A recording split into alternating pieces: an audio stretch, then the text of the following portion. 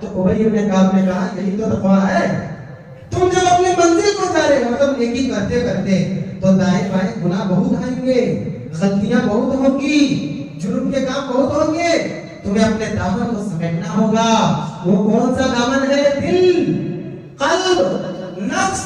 اسے سمیٹ کر چلو, کیونکہ یہ کبھی ادھر کو جانے کا چاہے گا, ادھر کو جانے کا چاہے گا.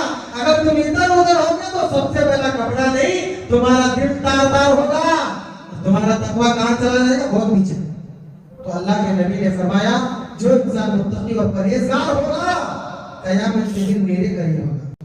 برادران اسلام, بزرگان دین, نوجوان دوستوں, عزیز پیارے بچوں, ماں اور بہنوں, آئیے مختصر سے حمد و ثنا اور درود و سلام کے بعد میں آپ حضرات کے سامنے اپنے خطبۃ الجمعہ کے موضوع کی طرف آ رہا ہوں. آج کا موضوع یہ جمعہ ہے. وہ خوش نصیب لوگ جو قیامت کے دن اللہ کے نبی صلی اللہ علیہ وسلم کے بالکل قریب رہیں گے.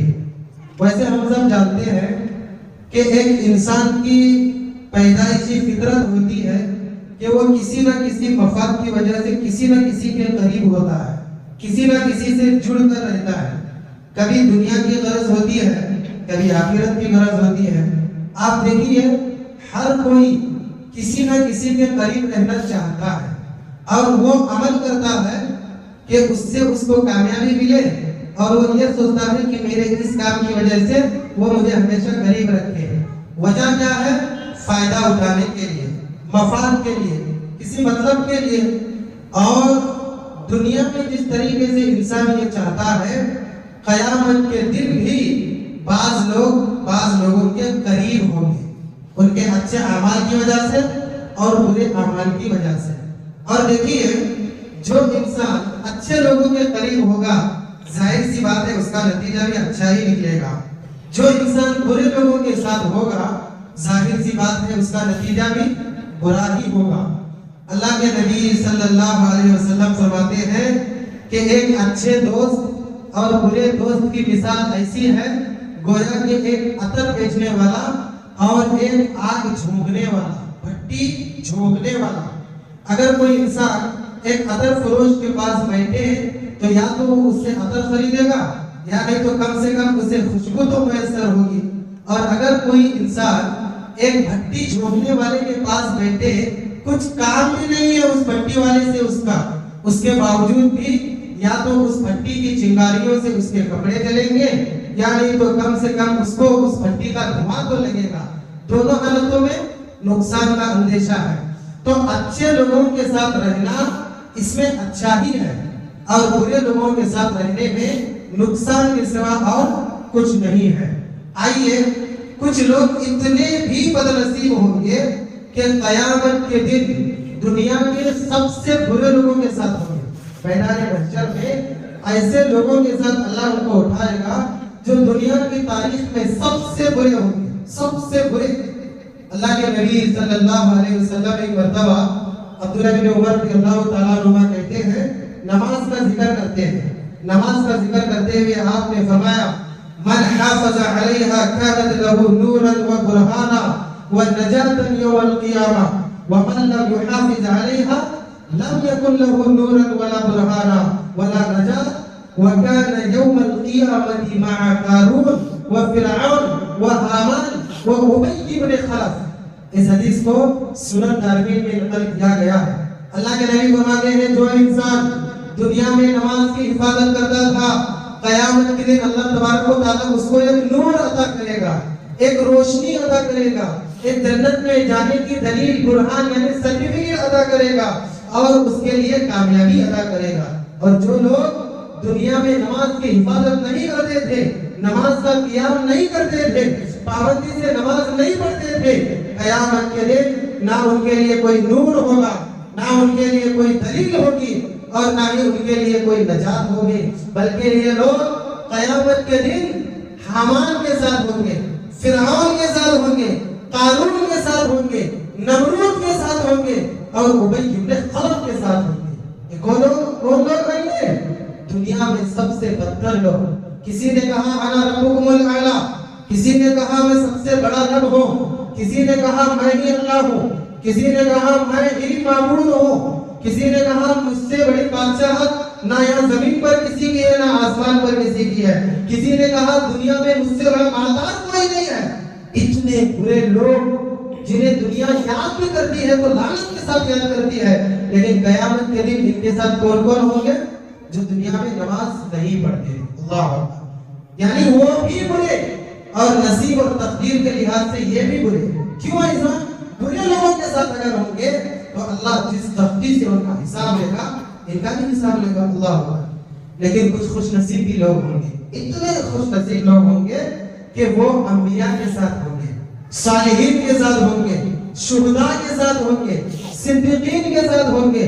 کتنے خوش نصیب ہیں وہ کہ کوئی ابراہیم علیہ السلام کے ساتھ ہے، کوئی موسیٰ علیہ السلام کے ساتھ ہے، کوئی عیسیٰ علیہ السلام کے ساتھ ہے، کوئی نوح علیہ السلام کے ساتھ ہے۔ لیکن ان خوش نصیبوں میں سب سے بڑا خوش نصیب وہ انسان ہے جو امام الانبیاء کے ساتھ ہوگا، ختم المرسلین کے ساتھ ہوگا، رحمت للعالمین، جو سارے انبیاء کے سردار ہیں، سید ولد آدم ہے قیامت کے دن۔ بعض لوگ میدان حشر میں نبی کے ساتھ ہوں گے اور بعض لوگ تو جنت میں نبی کے ساتھ ہوں گے۔ اللہ اکبر، کچھ اعمال ہیں اگر ہم ان کو کریں گے تو انشاءاللہ گرچہ ہم نے زندگی میں نبی کو دیکھا نہیں ہے، ہم نے ان کی شکل کو تصور بھی نہیں کیا ہے، قیامت کے دن ہم خوش نصیب ہوں گے کہ نبی ہمارے سامنے موجود ہے۔ ہم سوچیں گے ان کو دیکھ کر کہ ہاں یہ وہ نبی ہے جن کی وجہ سے بدعتیوں سے ہم گالیاں کھاتے تھے، مشرکوں سے ہم برائی برداشت کرتے تھے، ان کی وجہ سے ہم ٹوٹے کہلائے، ان کی وجہ سے ہم بیوقوف کہلائے، نہ جانے کیا کیا ناموں سے ہمارے رشتہ داروں نے ہمیں پکارا ہے۔ کن کی وجہ سے؟ ان کی وجہ سے۔ اللہ اکبر، کتنا خوش ہو گیا، کتنی مسرت ہمارے چہرے پر ٹپک رہی ہوگی کہ وہ نبی ہمارے سامنے ہے۔ لیکن کب ہوگا یہ؟ جب ہم کچھ اعمال کریں گے تب۔ لیکن ہم کرتے کیا ہیں؟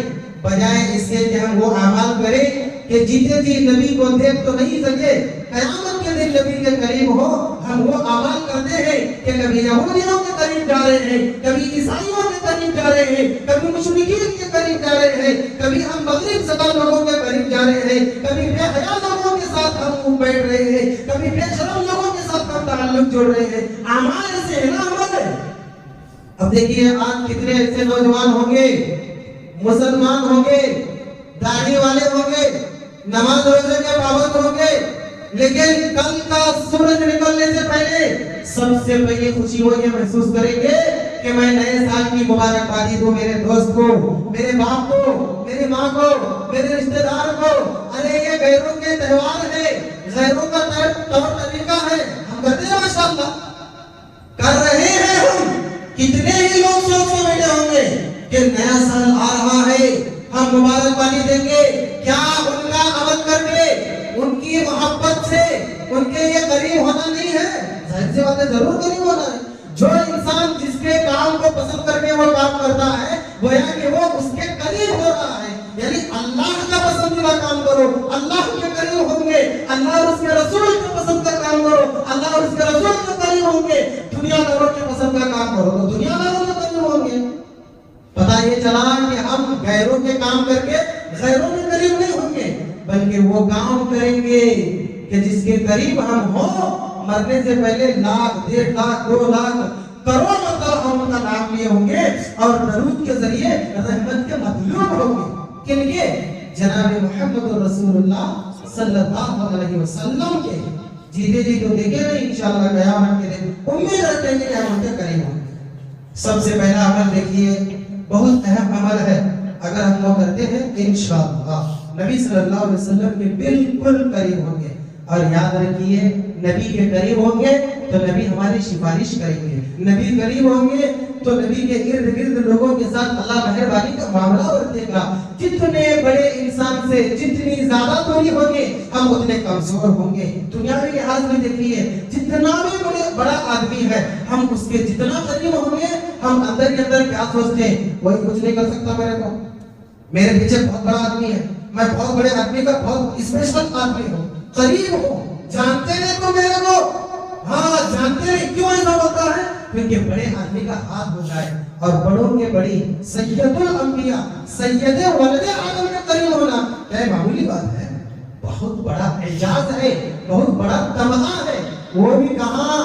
اس میدان میں جہاں نفسا نفسی کا عالم ہوگا، اللہ اکبر، اس میدان میں جہاں حضرت آدم کو اپنا ہوش نہیں رہے گا، جہاں حضرت نوح کو اپنا ہوش نہیں رہے گا، جہاں حضرت ابراہیم کو اپنا ہوش نہیں رہے گا، جب سب کے ہوش باختہ ہوں گے اس میدان میں ہم نبی کے ساتھ ہوں گے انشاءاللہ۔ کیا بات ہے، لیکن کرنا کیا ہے؟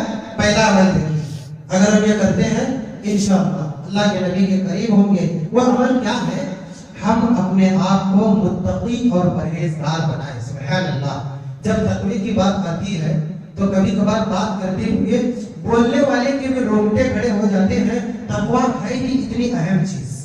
اللہ کے نبی صلی اللہ علیہ وسلم فرماتے ہیں معاذ بن جبل رضی اللہ تعالیٰ عنہ کو یمن کی طرف روانہ کرتے ہوئے کچھ نصیحتیں کرتے ہیں۔ ان نصیحتوں میں اللہ کے رسول نے ایک نصیحت کی کہ اے معاذ سنو، ان اول الناس بی المتقون من کانوا وحیث کانوا۔ سنو، قیامت کے دن میرا صرف اس انسان سے تعلق ہوگا جو متقی ہوگا، چاہے وہ جو کوئی ہو اور جہاں کہیں کا بھی ہو۔ اس حدیث کو ابن حبان نے روایت کیا ہے۔ اس میں دو باتیں ہیں۔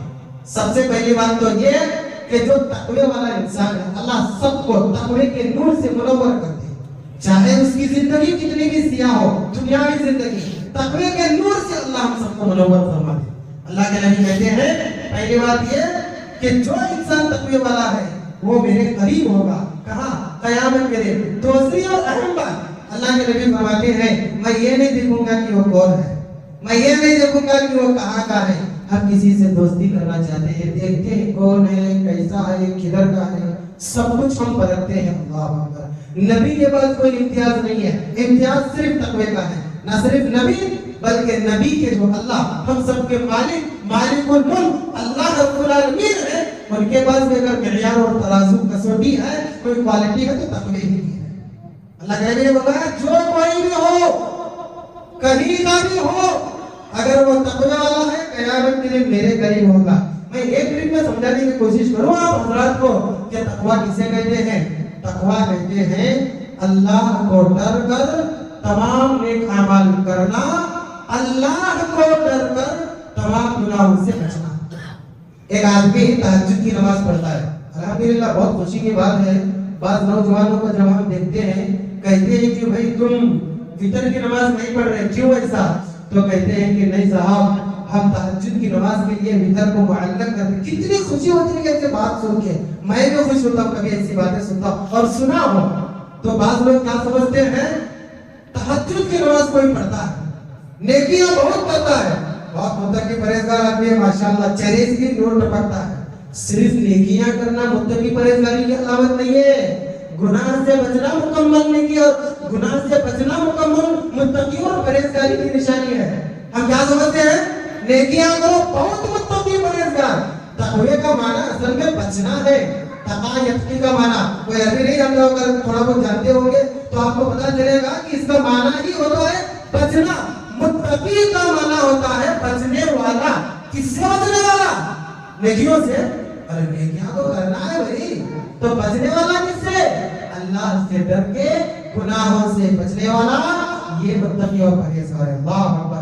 پرہیز کرو پرہیز کرو، ڈاکٹر کہتا ہے نا کس سے پرہیز کرو؟ بھائی ایسے کچھ کھانے ہیں اس سے پرہیز کرو ورنہ تمہارا صحیح علاج نہیں ہو سکتا۔ پرہیزگاری کا مطلب کیا ہے؟ ان کھانوں سے بچو، گناہوں سے بچو، یہ مطلب ہے پرہیزگار۔ اللہ کے نبی نے کیا فرمایا؟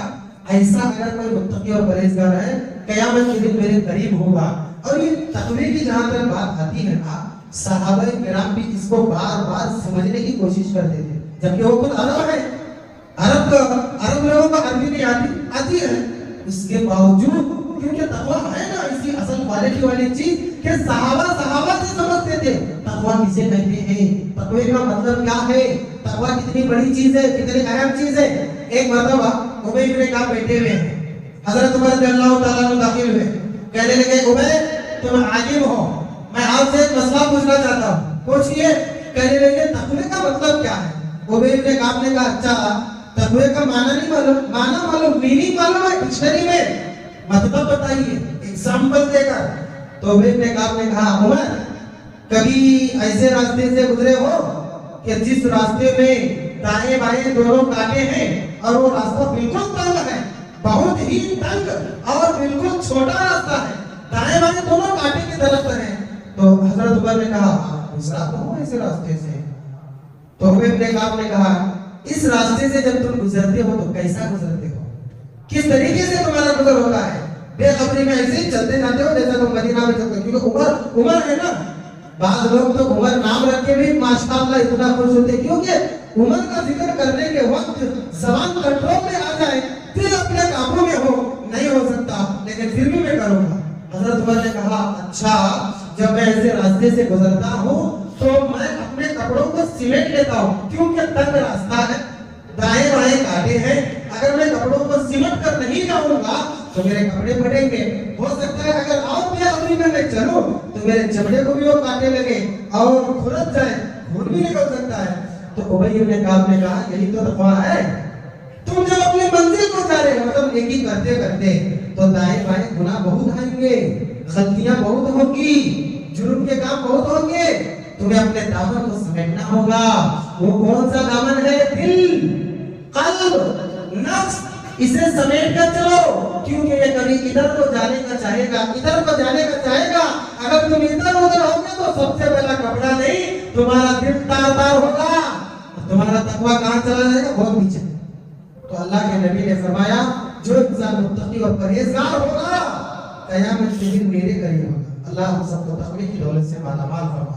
دوسرا کام ہے، کچھ اعمال ایسے ہیں جو میں بالکل اختصار کے ساتھ پیش کروں گا اور کچھ اعمال ایسے ہیں جنہیں میں کچھ تدبیر کے ساتھ پیش کروں گا۔ دوسرا عمل، اگر اللہ نے کسی کو 2 بیٹیاں یا 3 بیٹیاں، یا اللہ نے اگر کسی کو 2 بہنیں یا 3 بہنیں دیا ہے اور وہ انسان اپنی بیٹیوں کی یا بہنوں کی اچھی پرورش، اچھی تربیت بڑے ہونے تک، نکاح کرنے تک کرتا ہے تو اللہ کے نبی صلی اللہ علیہ وسلم نے فرمایا وہ انسان بھی قیامت کے دن میرے قریب ہوگا۔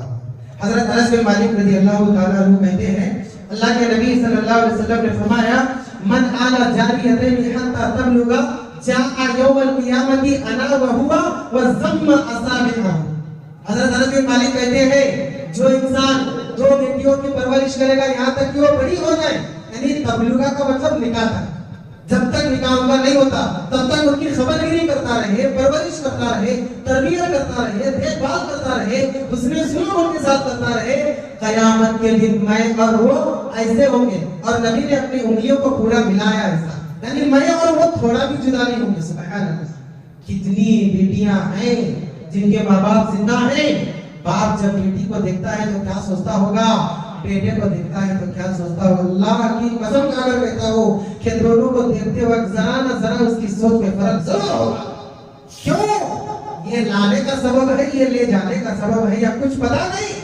اللہ کے حکیم نے فرمایا حسن سلوک کرو بیٹیوں کے ساتھ، بہنوں کے ساتھ، اگر تم ایسا کرو گے قیامت کے دن میرے قریب ہوں گے، جتنا میرے قریب ہوں گے تمہاری نجات کا یہی سب سے بڑا سبب ہوگا۔ اللہ اکبر۔ تو 2 بیٹیاں یا 2 بہنیں، 3 بیٹیاں یا 3 بہنیں۔ اور ابو ہریرہ رضی اللہ تعالیٰ عنہ کی حدیث سے یہ بھی ثابت ہے کہ اگر کسی کی 1 بیٹی ہے یا 1 بہن ہے، وہ بھائی یا باپ اس 1 بیٹی یا بہن کی بھی اچھی پرورش کرتا ہے، اللہ سے امید کی جا سکتی ہے کہ اللہ تبارک و تعالیٰ ایسے انسان کو بھی محمد رسول اللہ صلی اللہ علیہ وسلم کی قریب۔ ایک حدیث میں تو اللہ کے نبی نے یہاں تک فرمایا جس انسان کی 3 بیٹیاں یا 2 بیٹیاں یا 3 بہنیں یا 2 بہنیں ہوں اور اس نے ان کے ساتھ اچھا سلوک کیا ہے، قیامت کے دن حساب و کتاب کے بعد میں اور وہ دونوں جنت میں اس طریقے سے ہوں گے۔ بیچ کی انگلی اور شہادت کی انگلی نبی نے ملایا ہے، کوئی دونوں کے درمیان فاصلہ نظر آ رہا ہے آپ کو شروع سے آخر تک، یعنی مکمل ملے ہوئے، تھوڑا ٹچ میں نہیں۔ آج ہم بڑے آدمی سے ذرا بھی ٹچ میں رہتے ہو تو بہت ماشاءاللہ بڑے بادشاہ ہو گئے، پورا ٹچ میں رہیں گے نبی صلی اللہ علیہ وسلم نے۔ تیسرا عمل ہے یتیم کی کفالت۔ یتیم کا نام جب آتا ہے نا تو ایک بات بول کے مجھے آگے بڑھنے میں ذرا اچھا لگتا ہے، وہ یہ کہ مسلم معاشرے میں یتیم لفظ گالی سمجھا جاتا ہے۔ یتیم ہے بچہ، کیسا کیسا سوچ سوچ کے دیکھتے ہیں، یتیم ہے، باپ مر گیا، ماں مر گئی، کوئی نہیں ہے، ایک الگ ہی انداز سے، بجائے اس کے کہ اگر یتیم ہے، کوئی مجبور ہے، کوئی کفالت کے حقدار ہے تو اس کی کفالت کی جائے یا اس کی دیکھ بھال کی ذمہ داری لی جائے۔ یتیم ہے، ماشاء اللہ، یتیم ہے تو گری ہوئی نگاہ سے دیکھتے ہیں، پتہ نہیں کیا کیا ہوتا ہے، اللہ معاف کرے۔ اللہ کے نبی صلی اللہ علیہ وسلم فرماتے ہیں وَمَنْ أَحْسَنَ إِلَىٰ يَتِيمَةٍ أَوْ يَتِيمٍ عِندَهُ كُنْتُ أَنَا وَهُوَ فِي الْجَنَّةِ كَهَاتَيْنِ۔ اللہ کے نبی نے فرمایا اگر کسی کے پاس ایک یتیم بچی ہے یا یتیم بچہ ہے اور وہ ان کے ساتھ حسن سلوک کرتا ہے تو قیامت کے دن جنت میں میں اور وہ دونوں سیم ہوں گے۔ اس طریقے سے ہوں گے۔ میدان محشر کی بات چل رہی تھی، اب تو نبی نے فرمایا جنت میں میں اور وہ ساتھ میں ہوں گے۔ اللہ اکبر، جنت میں جانا ہی بہت بڑی دلیل ہے نصیب کی، اچھے نصیب کے نبی کے ساتھ ہونا اور بڑی دلیل ہوگی۔ ایک مرتبہ تو نبی صلی اللہ علیہ وسلم نے فرمایا انا وکافل الیتیم وضم اصابعہ، میں اور یتیم کی کفالت کرنے والا دونوں ہمیشہ مل کر ہیں، یعنی ہم جدا ہیں ظاہر میں لیکن نبی کے ساتھ مل کر ہیں، ہم جدا ہیں ظاہر میں لیکن نبی کے ساتھ ہمارا تعلق ہے۔ کس چیز کی وجہ سے؟ یتیم کی پرورش، یتیم کی دیکھ بھال، یتیم کے ساتھ حسن سلوک کرنے کی وجہ سے، یتیم کی ذمہ داری اٹھا لینے کی وجہ سے۔ ایسا نہیں کہ آپ کی ذمہ دار نہیں ہے، آپ پورے ایک یتیم کی پوری ساری زندگی کی ذمہ داری اس کے بڑے ہونے تک اٹھاؤ، جتنی آپ کی استطاعت ہے، جتنی آپ کی طاقت ہے۔ بھائی میں یتیم کو ایک مرتبہ کھانا کھلانا چاہتا ہوں، یہ بھی الحمدللہ۔ ایک حدیث سنن ابو داؤد کی اللہ کے نبی فرماتے ہیں کہ ایک آدمی اگر یتیم کے سر پر محبت سے ہاتھ بھی پھیرتا ہے نا تو اس کے ہاتھ کے نیچے سر کے جتنے بال آتے ہیں گن سکتا کوئی؟ اتنی نیکیوں کو مالک ہو گیا۔ سمجھیے یہ یتیم کا سر ہے، یہاں سے یہاں تک پھیرنے میں کتنے سال لگ گئے؟ اللہ اکبر، 2 سیکنڈ میں ہزاروں نیکیوں کا مالک۔ کھلانے والا کتنی نیکیوں کا مالک، پہنانے والا کتنی نیکیوں کا مالک، پرورش کی ذمہ داری لینے والا کتنی نیکیوں کا مالک۔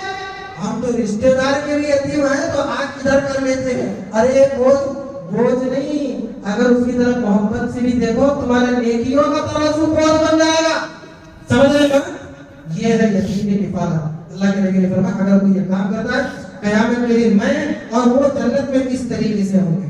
ایک مرتبہ نبی صلی اللہ علیہ وسلم راستے سے جا رہے ہیں، بشر بن اقربہ ایک صحابی ہے، کسی جہاد میں ان کے والد کا انتقال ہو گیا، شہید ہو گئے وہ، تو بیٹھ کے رو رہے ہیں۔ ابھی بالغ نہیں ہوئے تھے، بچے ہی تھے لیکن سمجھدار، 10-11 سال کے بعد بچے کے پاس سمجھ آ جاتی ہے۔ تو اللہ کے نبی نے دیکھا تو کہنے لگے اے بشر کیوں رو رہے ہو؟ کہنے لگے اللہ کے رسول رونے کا کیا سبب ہو سکتا ہے؟ باپ کا انتقال ہو گیا، باپ کا سایہ سر سے جدا ہو گیا، یاد آتی ہے تو رونا آتا ہے۔ اللہ کے نبی نے کہا اے بشر کیا تم اس بات سے خوش نہیں ہو کہ محمد رسول اللہ تمہارا باپ ہو اور محمد رسول اللہ کی زوجہ اما عائشہ تمہاری ماں ہو؟ رونا مسکراہٹ میں بدل گیا، پتہ نہیں آنسو کہاں چلے گئے۔ کسی ایک یتیم کو رو کر نے کیے، بیٹا باپ نہیں تو کیا ہوا، مجھے باپ سمجھو، مجھے چچا سمجھو، مجھے ماموں سمجھو، سگا ماموں بھی بتائے گا نہیں کی میری بات کڑوی ہے لیکن حق ہے۔ اللہ کے نبی نے کیا فرمایا؟ مجھے باپ سمجھو، میری عورت کو اپنی ماں سمجھو۔ یہ کتنی بڑی تسلی ہے بتائیے، کتنے بڑے دل کو خوش کرنے والی بات ہے کیا نہیں ہے؟ اللہ نے بھی نبی صلی اللہ علیہ وسلم سے یہی فرمایا ہے الم یجدک یتیما فآوی ووجدک ضالا فہدی ووجدک عائلا فاغنی فاما الیتیم فلا تقہر واما السائل فلا تنہر واما بنعمت ربک فحدث۔ اے نبی صلی اللہ علیہ وسلم آپ یتیم تھے تو سہارا ہم بنے، آپ گمراہ تھے راہ راست پر ہم لائے۔ اے نبی آپ کمزور تھے، طاقت ہم نے عطا کی ہے۔ اگر تمہارے پاس کوئی یتیم آئے تو بدلے کے طور پر تم نہ چھڑکاؤ کو، اگر کوئی مسکین تمہارے پاس آئے تو اسے بری بری بات مت کہو۔ اور یہ جو احسان ہم نے تمہارے ساتھ کیا ہے، یتیمی کی حالت میں سر پر سہارا ہونا اور کمزوری کی حالت میں طاقت کا سہارا دینا، اس کی شکریہ کے طور پر تم ہمیشہ ہماری تعریف کرتے رہے ہو۔ اما بنعمت ربک فحدث، اس نعمت کا ذکر لوگوں کے سامنے کرتے رہے۔ اللہ نے فرمایا نبی تم یتیم تھے، سہارا ہم بنے ہیں۔ جب اللہ سہارا بن کے بتاتا ہے کہ میں بنا ہوں، جب نبی سہارا بنے بتاتے ہیں کہ مجھے سہارا سمجھو، تو یتیم کی حفاظت کوئی چھوٹا عمل ہے؟ بہت بڑا عمل ہے، بہت اعلیٰ عمل ہے، اور ایسا کرنے والا آدمی بھی اعلیٰ ہے اور اعلیٰ شخصیت کے ساتھ ہوگا۔ کون سی شخصیت؟ محمد رسول اللہ صلی اللہ علیہ وسلم کے ساتھ ہوگا انشاءاللہ۔ اور چوتھا عمل ہے درود۔ درود میں ہم اور آپ اکثر بہت کنجوس ہوا کرتے ہیں، درود پڑھنا چاہیے۔ ہم درود ہی کے نام سے بدنام ہیں، نماز میں تو پڑھتے ہوں گے، لوگ غلط درود پڑھ کے بہت اونچے ہیں آج، ہمارے پاس صحیح سنت کا درود ہے، دلیل والا درود ہے، سیدھا عربی درود ہے، محمدی درود ہے، پھر بھی ہم بدنام ہیں۔ درود پڑھیے جناب محمد رسول اللہ صلی اللہ علیہ وسلم۔ اللہ کے نبی کہتے ہیں اول الناس فی یوم القیامت اکثرهم علی درود صلاۃ، میرے قریب قیامت کے دن سب سے زیادہ قریب وہ ہوگا جو تم میں سے سب سے زیادہ مجھ پر درود بھیجتا ہوگا، درود بھیجتا ہوگا۔ بارہا بیان میں، درس میں آتا ہے نام، آہستہ آہستہ آپ لوگ بولتے ہوں گے لیکن بولیے دھیان لے کے بولیے محمد رسول اللہ صلی اللہ علیہ وسلم، اس نیت سے بولیے کہ میں پڑھوں اور قیامت کے دن میں نبی کے ساتھ ہوں۔ نبی نے کیا فرمایا کہ جو زیادہ درود پڑھے گا اتنا زیادہ قیامت کے دن وہ میرے قریب ہوگا۔ اسی سے ایک اور عمل دیکھیے کہ اگر کوئی انسان نوافل کی پابندی کرتا ہے، جتنی نوافل کی پابندی کرے گا قیامت کے دن وہ نبی کے قریب ہوگا۔ سبحان اللہ۔ ایک مرتبہ ربیعہ بن کعب اسلمی، اللہ کے نبی کے بہت سے خادم تھے، حضرت انس بن مالک ہیں اور اسی طریقے سے حضرت بلال رضی اللہ تعالیٰ عنہ ہیں، ربیعہ بن کعب اسلمی رضی اللہ تعالیٰ بہت خادم تھے، خادمین اور خدام یعنی کہ خادمائیں بھی تھی، نبی صلی اللہ علیہ وسلم کی نوکریاں خدمت کرتی تھی۔ تو ربیعہ بن کعب اسلمی ایسے خادم تھے رات دن نبی سے چپکے ہوئے ہیں، اس سے چپکے ہوئے ہیں خدمت کے لیے۔ ایک مرتبہ رات میں نبی صلی اللہ علیہ وسلم قضاء حاجت کو گئے، اتنے میں ربیعہ بن کعب اسلمی رضی اللہ تعالیٰ عنہ دیکھے تو وضو کا پانی لے گئے۔ جیسے نبی انہیں وضو کا پانی پیش کیا، نبی نے کہا اے کعب میں تم سے بہت خوش ہوں، بہت خوش، مانگو کیا مانگنا ہے۔ صحابی تھے، جنت کے علاوہ کیا مانگ سکتے ہیں، ہے نا؟ تو کہنے لگے اللہ کے رسول مرافقتک فی الجنہ، یہاں تو آپ کے ساتھ ہوں، ڈر ہے کہ کہیں وہاں آپ کا ساتھ نہ مل جائے، میں چاہتا ہوں کہ یہاں کی طرح وہاں بھی آپ کے آگے پیچھے آگے پیچھے۔ سبحان اللہ۔ معصوم سے دل والے صحابہ رضوان اللہ علیہم اجمعین، ان کے مرنے سے پہلے ہی جنت والے ہو گئے تھے، اللہ نے سرٹیفکیٹ نازل کی تھی۔ تو اللہ کے نبی نے فرمایا وہ تو ہے، وہ تو اللہ ہی نے بتا دیا کہ ہے، کچھ اور میں بھی وہ اور کچھ اور میں بھی وہ، بس میں یہاں آپ کے ساتھ ہوں، وہاں بھی آپ کے ساتھ۔ تو اللہ کے نبی نے فرمایا فَإِنِّي عَلَى نَفْسِكَ بِكَثْرَةِ السُّجُودِ، اگر وہاں میرے ساتھ ہونا ہے تو پھر محنت کرنا پڑتا ہے۔ کیا کرنا ہے؟ محنت کرنا ہے، زیادہ سے زیادہ سجدے کرو، مطلب نوافل کی پابندی کرو اور قیام اللیل کرو۔ جتنا تم نوافل کی پابندی کرو گے اتنا میرے قریب قیامت کے دن میدان حشر میں بھی ہوں گے، یہاں تک کہ جنت میں میرے ساتھ ہوں گے۔ سبحان اللہ۔ اور یہ بات بتاتی ہے، ایک بات بتاؤں، ٹائم ہو رہا ہے میں بند بھی کر سکتا ہوں، وہ یہ ہے کہ نوافل میں ہم کون ہیں ہم سب جانتے ہیں، اتنے سست ہیں۔ میں امام ہوں الحمدللہ، اگر آپ اس سلسلے میں میری کوتاہی دیکھیں تو بتا سکتے ہیں، میں بالکل اوپن ہوں، میں سب کو بتاتا ہوں، اسی لیے کہہ رہا ہوں۔ وہ یہ اکثر لوگوں کو میں دیکھتا ہوں کہ فرض کے بعد کی سنت پہ نہیں پڑھتے، باہر بھاگ جاتے، پتہ نہیں کیا ہے، کون سا سونے چاندی کا پہاڑ رکھا ہوا ہے۔ نوافل کی پابندی، اس کی زیادتی، اس کی کثرت انسان کو نہ صرف میدان محشر میں بلکہ جنت میں اللہ کے رسول کے قریب کرنے والا عمل ہے۔ ہم سنت بھی نہیں پڑھتے ہیں، فرض ہو گئے ختم، جمعہ ہو گیا ختم، 2 رکعت نماز پڑھنے کی ان کو فرصت بھی نہیں ملتی ہے۔ کیوں بھائی اتنے بزی ہو گئے ہم؟ اور امید کیسی رکھتے ہیں؟ اللہ جنت دینا، بے شمار نعمتیں دینا، نبی کی قربت ملنا، دنیا میں بھی خوشحالی ملنا، وہ محبوب اللہ ہمارے لیے اتنا انتظام کیا ہے، اتنا چھوٹا عمل کا متقاضی ہے، ہم نہیں کرتے، امید بڑی رکھتے ہیں۔ یہ امید ایسی امید جو بیوقوف انسان بغیر کسی محنت کے 100 to 100 پاس ہونے کی امید رکھتا ہے۔ بات صحیح ہے نا؟ تو اللہ کے نبی نے فرمایا نوافل کی پابندی کرو، اور نوافل کی پابندی کرنے میں سب سے پہلے ہم کو فرض نماز کے پہلے اور بعد میں کی سنتیں پڑھنا ہے، اس کی پابندی کریں، یہ بھی نوافل میں شامل ہے، یہ بھی نفل ہے، فرض کے بعد جو بھی نماز ہے وہ نفل ہے۔ اسی طریقے سے ایک اور عمل ہے کہ اگر انسان تاجر ہے تو امانت کے ساتھ تجارت کرے۔ اللہ اکبر، وہ اپنا پیٹ پالنے کے لیے کما رہا ہے، لیکن اگر اس میں بھی امانت داری آ گئی تو نبی کے ساتھ ہوگا۔ کیا عمل، اپنے فائدے کا عمل کر رہا ہے، لیکن اگر اس میں سچائی ہے تو نبی کے ساتھ ہوگا قیامت کے دن۔ حدیث سنیے، اللہ کے نبی صلی اللہ علیہ وسلم فرماتے ہیں التاجر الصدوق الامین مع النبیین والصدیقین والشہداء، جو امانت دار سچا تاجر ہوگا دنیا میں، قیامت کے دن وہ نبیوں کے ساتھ صدیقین کے ساتھ اور شہداء کے ساتھ ہوگا. اور نبیوں میں ہمارے نبی بھی ہیں. ہمارے نبی تو سب سے پہلے ہیں, سر فہرست ہے, امام الانبیاء, نبیوں کے سردار ہیں. تو یہ تاجر اگر نبیوں کے ساتھ ہے تو ہمارے نبی بھی اور نبیوں میں ہوں گے. تو جو انسان دنیا میں اچھی تجارت کرتا تھا امانت کے ساتھ اور سچائی کے ساتھ, اور آج تجارت کو کیا سمجھتے معلوم ہے؟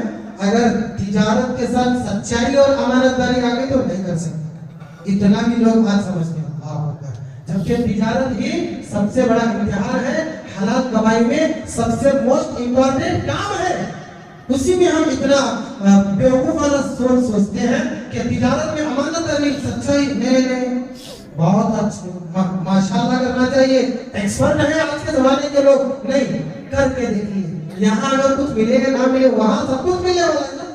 امانت کے ساتھ تجارت, سچائی کے ساتھ تجارت کرنے والا آدمی بھی قیامت کے دن نبی کے ساتھ ہوگا. اسی طریقے سے دو تین عمل ہیں, میں صرف نام گنا دوں, ہو سکتا ہے اس سلسلے میں میں نے گزشتہ جمعات میں گفتگو کی بھی ہوگی یا آئندہ بھی کروں گا.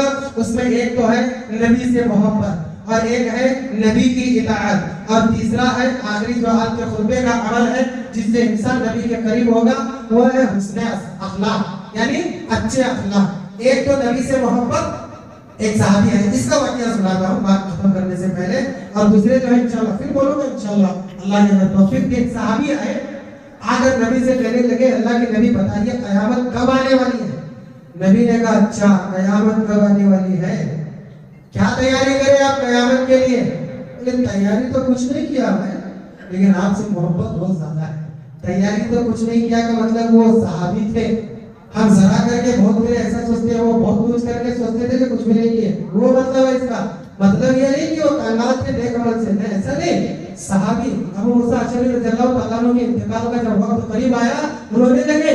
ان کے دوست اور اولاد پوچھنے لگے کیوں رو رہے ہو, گناہ کرا رہے ہیں کہ قبر میں سزا ملے گی, آخرت میں سزا ملے گی؟ کہنے ابو موسیٰ اشعری ساری زندگی اسلام کے نام کیے, جہاد کیے, صدقات خیرات کیے, وہ صحابی کہتے ہیں ایسا. کہنے لگے نہیں گناہ کا ڈر نہیں ہے, سفر بہت لمبا ہے, دوشہ بہت مختصر ہے, پتہ نہیں ہے میرے زندگی کے عمل کا دوشہ ایک دو دن میں ختم ہوا تو آگے کیا کروں گا. وہ مطلب ہے یہاں اللہ کے رسول تیاری تو ویسی خاص کچھ نہیں ہے, محبت آپ سے بہت زیادہ ہے. تو نبی نے کہا المرء مع من احب, اگر تم اس سے محبت کرتے ہو, یہ محبت جس طریقے سے تمہیں یہاں میرے قریب کھینچ کر لائی ہے, یہی محبت تمہیں وہاں بھی میرے قریب کرے گی. سبحان اللہ. نبی سے محبت کرو, ان کا احترام کرو, ان کی سنتوں سے محبت کرو, ان کی شریعت سے محبت کرو. یہاں عزت ملے یا نہ ملے, یہاں عزت اہل بہروں کو بھی ملتی ہے, وہاں عزت اور شان کا یہ عالم ہوگا کہ نبی اس طرف ہوں گے تو ہم اس طرف ہوں گے. تو ایک تو نبی سے محبت, نبی کی اطاعت اور حسن اخلاق. انشاءاللہ حسن اخلاق پر پھر کبھی بولوں گا. دعا کیجیے اللہ تبارک و تعالیٰ سے کہ اللہ تبارک و تعالیٰ ہمیں ان اعمال کو کر کے جیتے جی نبی کو دیکھ کر نہیں سکے, لیکن قیامت کے دن نبی کے قریب ہونے کی توفیق عطا فرما. اللہ ہمیشہ توحید کو قائم کرنے والا بنا, سنت کو قائم کرنے والا بنا, اللہ اچھے عمل کرنے والا بنا, اللہ اسلام کا نام لیوا بنا. اللہ ہمیشہ مسلمان کی زندگی نصیب فرما, مرتے وقت تک ہمارے دل میں اسلام کو قائم فرما, اور مرتے وقت تیرا توحید کا پیارا کلمہ لا الہ الا اللہ اللہ ہماری زبان سے جاری فرما. آمین ثم آمین. وآخر دعوانا الحمد لله رب العالمين وما علينا إلا البلاغ المبين. والسلام عليكم ورحمة الله وبركاته.